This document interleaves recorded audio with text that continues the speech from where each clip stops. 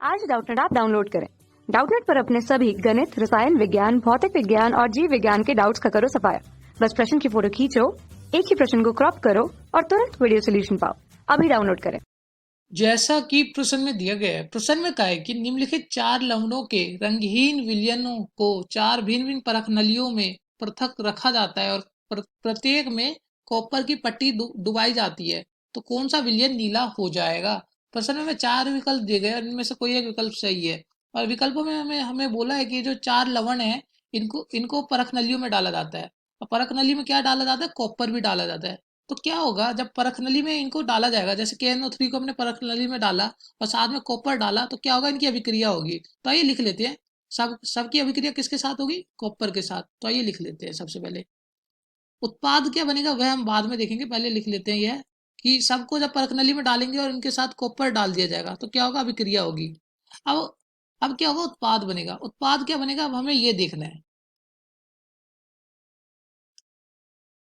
यह जो चार अभिक्रिया है, अभिक्रिया तभी हो पाएगी जब कॉपर में क्षमता होगी KNO3 में से पोटेशियम को विस्थापित करने की। दूसरे विकल्प में कॉपर की क्षमता होनी चाहिए Ag को विस्थापित करने की। तो आइए हम प्रतिक्रियाशीलता क्षमता देखते हैं, किसकी ज्यादा किसकी कम है। तो सबसे पहले हम देखते हैं प्रतिक्रियाशीलता श्रृंखला। यह है कुछ प्रतिक्रियाशीलता श्रृंखला। इसमें क्या होता है, इसमें जो तत्व ऊपर है, जो तत्व ऊपर है वह क्या होते हैं, वह ज्यादा क्रियाशील होते हैं। मैं यहाँ लिख देता हूँ, ज्यादा क्रियाशील होते हैं।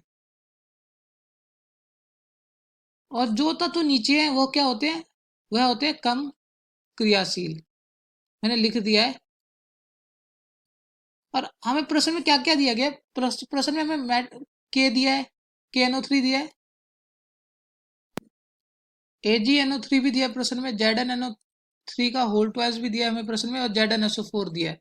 तो अगर हम ध्यान से देखें, इनमें हमारे पास क्या क्या है, K है KNO3 में, AgNO3 में Ag है, और ZnNO3 में जिंक है, और ZnSO4 में जिंक है। अब हमें ये बताने की जो हमारा कॉपर है, कॉपर इनमें से किसको विस्थापित कर पाएगा, किसको नहीं कर पाएगा। अगर हम ध्यान से देखें अपने क्रियाशील श्रृंखला में, तो हमारा कॉपर ये रहा हमारा कॉपर। और क्या क्या है, जिंक का है, हमारा जिंक है कॉपर से ऊपर, और सिल्वर का है कॉपर से नीचे है।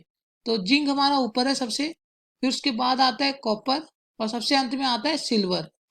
तो इससे हमें देखने में पता चलता है कि क्रियाशीलता जिंक की क्या है, कॉपर से ज्यादा है।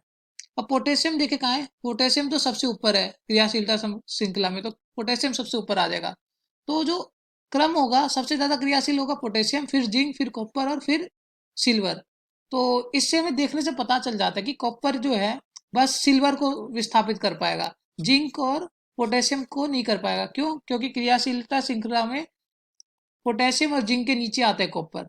तो इससे क्या पता चलता है कि जो कॉपर है बस AgNO3 से अभिक्रिया करके सिल्वर को विस्थापित कर पाएगा।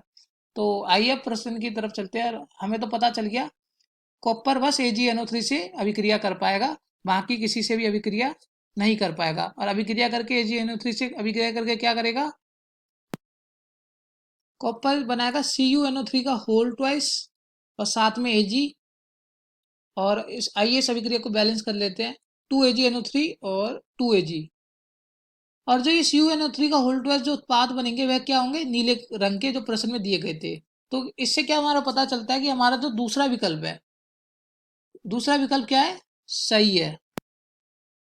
बस दूसरा विकल्प सही है। इसके पीछे कारण क्या है, अन्य विकल्पों के साथ कॉपर अभिक्रिया ही नहीं करेगा। क्यों, क्योंकि अन्य विकल्पों की कॉपर से ज्यादा प्रतिक्रियाशीलता क्षमता है। और यहाँ होता है हमारा प्रश्न हल। कक्षा 6 से 12वीं से लेकर नीट, IIT, JEE वो एडवांस के लेवल तक 1 करोड़ से ज्यादा छात्रों का भरोसा। आज ही डाउनलोड करें डाउटनेट ऐप या व्हाट्सएप करें अपने सारे डाउट्स 8400 400 400 पर।